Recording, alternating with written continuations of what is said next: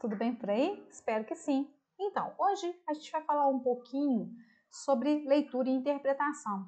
Você também tem algumas dificuldades em leitura e interpretação, em especial interpretação de enunciado de questão como de vestibular e Enem? Então vem comigo, vamos tentar diminuir aí essas dificuldades. Afinal de contas, como diz, a Val Águeda Esteves, saber ler não basta, é preciso a gente saber pensar também. E tem técnicas que ajudam a gente a saber pensar em como resolver aquela situação. E todos nós somos capazes desse processo, porque todos nós nos comunicamos em sociedade e entendemos uns aos outros. Se nós somos capazes de entender uns aos outros, nós somos capazes de entender esses enunciados. Por mais complexos que eles pareçam, por mais difíceis que eles nos apresentam, a gente consegue sim, com técnicas, a gente consegue entender o que esses autores estão pedindo para a gente consegue entender o que os elaboradores trazem para a gente, tá? Então, a gente vai trazer para vocês aqui algumas dicas de interpretação de questões que tem, em especial, hoje em especial, nós vamos falar das questões que tem texto, tá bom? Então, principalmente quando a gente vai fazer, quando a gente fala de Enem e vestibular, ou concurso. Por quê? São provas, são situações que a gente tem tempo para poder fazer. Então, a gente não pode perder nenhum, vai ficar redundante, tempo e tempo, mas é isso mesmo. Se eu tenho um tempo determinado para terminar aquela prova ali, eu não posso perder tempo, e eu também não posso ficar nervoso. Então, nos organizar e usar essas ferramentas ajudam muito, e como ajuda. A primeira dica que a gente traz aqui para vocês é, lembrando novamente, nós estamos falando de questões que tem texto, não importa de que conteúdo seja, tá bom? História, filosofia, sociologia, arte, inglês, geografia, matemática, química, física, todos os conteúdos, todas as disciplinas têm questões com textos para serem resolvidas. E às vezes essas questões elas pedem, elas exigem da gente apenas a habilidade de interpretação e não necessariamente entender um conteúdo complexo. Então, veja bem, uma dica, hoje nós vamos trazer duas dicas apenas aqui para vocês, tá? A primeira delas é o que está escrito aqui nesse slidezinho pra gente. É a gente, antes de ler o texto, ler a pergunta. Nós não estávamos falando que nós temos tempo para fazer a questão? Então, nós vamos fazer o quê? Nós vamos ganhar tempo, né? Nós precisamos ganhar tempo e aí nós vamos ler o enunciado, mas nós não vamos ler a questão só por ler, não. Nós vamos ler a questão e vamos marcar as palavras que a gente chama de comandos da questão. O que é comando? Aqui está realmente pedindo para a gente. Tem questão que vai pedir para a gente associar, tem questão que vai pedir para a gente dizer o que está certo, tem questão que vai dizer para a gente marcar o que está errado, tem questão, nossa, tem aqui 42 comandos aqui para a gente que eu vou apresentar para vocês aqui. Claro que eu não vou ler um por um com vocês, mesmo porque muitos aqui nós já estamos assim, carecas ou cabeludos de saber, Por que a gente tem, por que essa dica? Por que esse trem funciona? Esse trem funciona porque, primeiro, nós vamos ganhar tempo. E segundo, que a gente já vai ler o nosso texto, a gente já vai na leitura do nosso texto, a gente já vai, eu esqueci como é que se chama na neurolinguística, na neurociência, perdão. A gente já vai, o nosso cérebro já vai ficar em estado de alerta para aquilo que a gente precisa, tá certo? E vocês já sabem fazer isso, vocês só não sabem que tem esse nome, pessoal. Vocês fazem isso de vez em sempre, sabe? Quando vocês vão, por exemplo, para a internet, vocês têm um adolescente, eu já tive a oportunidade de verificar que vários adolescentes de acompanhar, vocês têm vocês já têm uma seleção própria de vocês para fazer esse filtro, Então, essa estratégia, essa ferramenta é como se fosse um filtro. É um filtro que nós vamos aplicar no que a gente precisa, tá? Então, os 8 primeiros comandos que a gente tem aqui, comando por quê? Porque são verbos que geralmente estarão no imperativo pedindo para a gente fazer alguma coisa, Pode pedir para a gente afirmar, analisar, aplicar, associar, avaliar, classificar, comparar, conceituar. Depois, com calma, vocês, por favor, deem uma olhada em todos esses 42 comandos, aquele que você não sabe, que você não dá conta direito, pega lá umas questões, procura lá na internet algumas questões que você tenha esses verbos e tem que entender o que está pedindo. Por quê? Porque pode acontecer de você não dar conta de responder a questão porque você não sabe o significado dessa palavra. Então, mas não decora o negócio, não. Tenta entender na prática como é que esse negócio funciona, tá? Esses 8 primeiros aqui, eles são mais tranquilos porque são comandos que já fazem parte do nosso dia a dia, né? Mas, quando a gente pega aqui contradizer, contrastar, criticar, deduzir, definir, descrever, diagramar, eu acredito que diagramar é meio difícil aparecer, né? Mas podem ter questões lá, por exemplo, de técnicas de desenho, por exemplo, sei lá, que vá citar esse diagramar aqui, né? Que diz respeito, diagramação diz respeito a uma espécie de desenho, de uma organização, uma configuração concreta ali, de um gráfico, de um desenho, etc. Né? Aqui do 9 ao 15 aqui, eu chamo a atenção para o contrastar. Por quê? Porque o contrastar, ele é bem... Por mais que essa palavra não apareça diretamente em questões, né? Esse conceito ele é muito comum em questões do Enem, de vestibular e de concursos, né? Então, você tem lá, por exemplo, uma reportagem lá, vamos pegar uma questão de história aqui, vamos imaginar aqui, que tem lá vamos supor que está fazendo uma comparação, uma linha do tempo entre um fato histórico, vamos pensar, intervenção militar, por exemplo, vamos chutar aqui, ou a questão de vacina, por exemplo. Nosso país, infelizmente, houve, né, algumas doenças já estavam erradicadas, elas voltaram porque as pessoas pararam de vacinar. Então, vamos pegar lá uma linha, vamos pegar um que tem menos polêmico, né? Vamos pegar lá uma linha do tempo, entre a questão de quando não tinha, as pessoas não vacinavam porque não tinha, e aí depois as pessoas tomaram essa, né, estava todo mundo adoecendo, tomou vacina, tal, e agora que as pessoas têm vacina, mas opta por não vacinar, por exemplo. Então, a gente pode pegar lá uma questão de histórica, pedir para a gente marcar a alternativa, né, em que há um contraste no uso da vacina, né, ou que explica esse contraste, por exemplo. Você fala assim, nossa, contraste de quê? Tá vendo a quantidade de pensamento, de processos que a gente tem que ter? Por isso que não é perda de tempo a gente dar uma olhada nesses verbos, esses comandos aqui não, tá? Nesses verbos, beleza? Então, bora aqui do 16 ao 24 aqui. A gente tem discutir, dissertar, enumerar, esquematizar, explicar, expor, extrapolar, fazer paralelo, generalizar. Eu faço um destaque aqui para o dissertar e para o generalizar.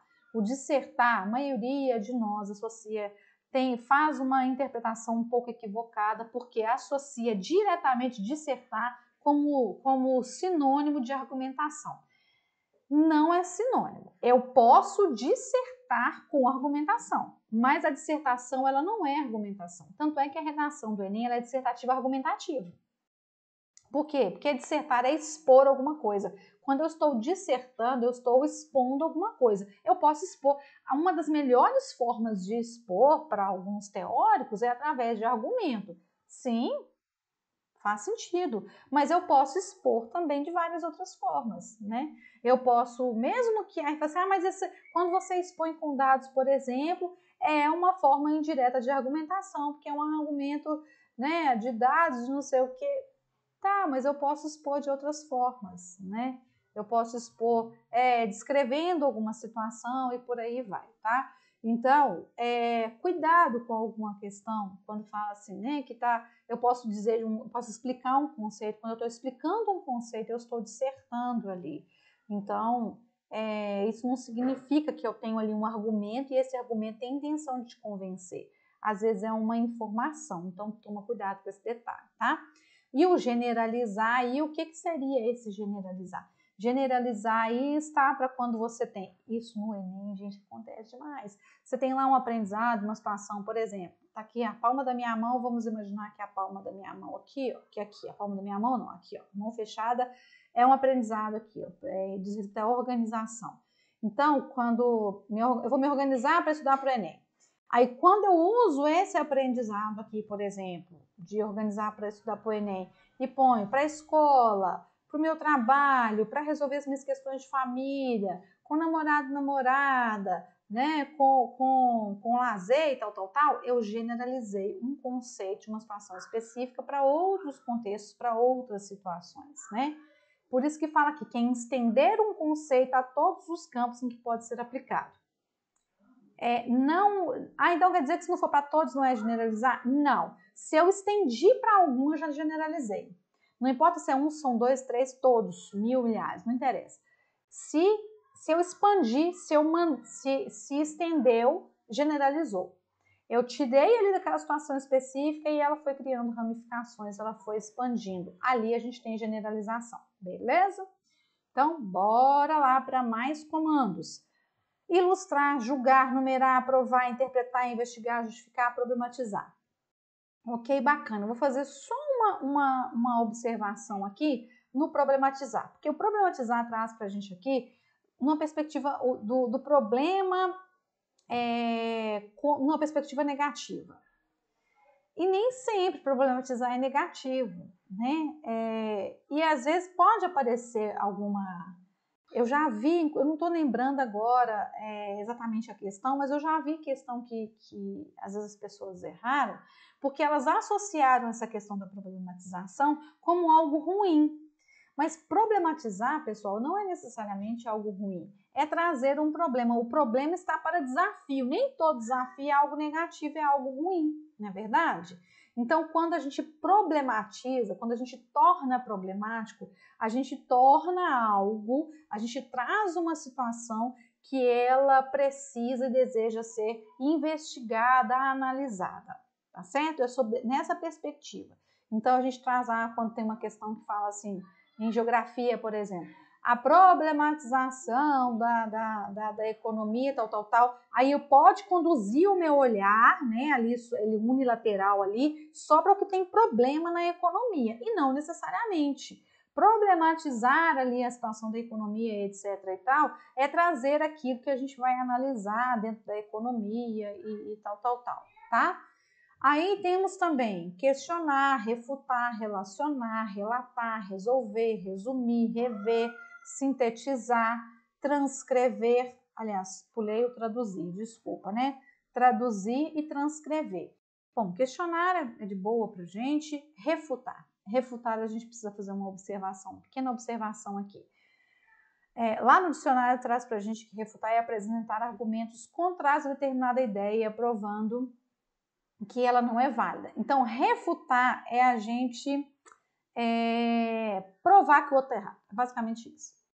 É o que fica aí pais e filhos fazendo em determinadas situações, né? Ou a gente numa conversa ali na escola, ou a galera lá nas redes sociais faz isso demais, né? Os que defendem o lado A e o lado B, não, eu estou refutando ali o tempo todo, né?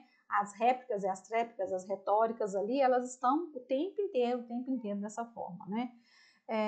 E aí, olha só, por que é interessante a gente fazer um parênteses aqui no refutar? É interessante a gente fazer um parênteses aqui, porque a questão ela pode trazer para a gente o seguinte, para a gente marcar lá uma alternativa, por exemplo, que apresenta uma refutação em relação à opinião do texto central, por exemplo. Né? A ideia central do texto quer dizer, se eu não sei o que é refutar, lascou, eu não vou conseguir responder a questão, porque o que me falta aqui não é conhecimento do conteúdo que eu estou estudando. De repente está falando vou pegar lá um aspecto de geografia lá, por exemplo, às vezes a questão está pedindo lá para a gente analisar a relação do IDH, dos índices do IDH com a qualidade de vida. Sei lá, estou inventando qualquer coisa aqui. Então, qual a alternativa que traz uma refutação de acordo com esses índices apresentados no texto, no gráfico, não sei o quê? Eu não sei o que é refutar, como é que eu vou conseguir responder isso aqui? Não tem jeito, não é verdade? Enfim, é basicamente isso, né? E a segunda dica, eu tinha falado para vocês que nós íamos trazer duas dicas hoje, que a gente está falando especificamente de interpretar questões que tem texto. Então, vamos relembrar. A primeira dica é a gente ler a primeira pergunta e quando a gente lê essa pergunta, a gente selecionar os verbos de comando, a gente verificar o que está sendo pedido para a gente na questão e a gente tentar, se conseguir até escrever de ladinho assim o que é bom, tá? E aí a gente vai ler o texto, né? A gente vai ler o texto já sabendo o que está perguntando para a gente, tá? E quando a gente for ler o texto também, é legal a gente escrever do lado de cada parágrafo, lá do ladinho assim, ou uma palavra-chave, ou você grifar um pedacinho lá do texto. Escrever eu acho melhor do que grifar, pessoal. É claro que cada um tem a sua estratégia de aprendizado e não existe uma forma única de aprender as coisas, né?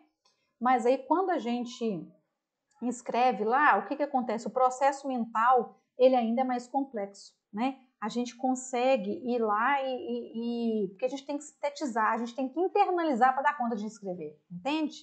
Porque que é mais interessante do que só grifar, né? E de preferência, quando a gente pegar essa ideia principal, tentar linkar, tentar associar ao comando da questão. E isso também é legal, isso adianta demais para a gente, né? Além de aumentar as nossas chances de acerto lá, a gente vai ganhar tempo. E outra coisa, se tiver uma outra questão que a gente precisa voltar esse texto, que às vezes tem 2, 3 questões sobre o mesmo texto, né? Se a gente precisar voltar, a gente já tem uma ideia mais ou menos do que tem no texto, beleza? Então essas são as nossas primeiras dicas. A gente ainda vai trazer mais um outro vídeo aqui para falar um pouquinho mais sobre dicas de interpretação, mas são dicas aparentemente muito simples, muito simplórias, mas elas são ricas se a gente estiver disposto a investir e investigar aqui nesse passo a passo. Não pode ter preguiça, pessoal, né? Não pode achar que assim a gente está perdendo tempo. É o contrário. Se a gente consegue entender direitinho o que está pedindo para a gente, nossa, nós ganhamos muito tempo, tá? Eu espero estar ajudando vocês e a gente se vê na próxima. Um abraço e até lá!